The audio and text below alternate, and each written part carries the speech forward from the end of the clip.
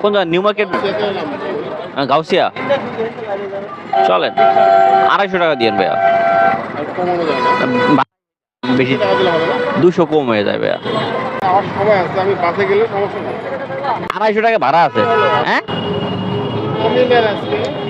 না, এত কম হয়ে যায়, 250 করে যাই আমরা, বুঝছেন? নেন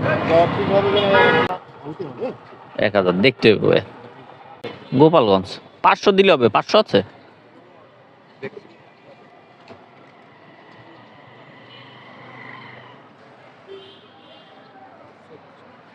খুচরা আছে না?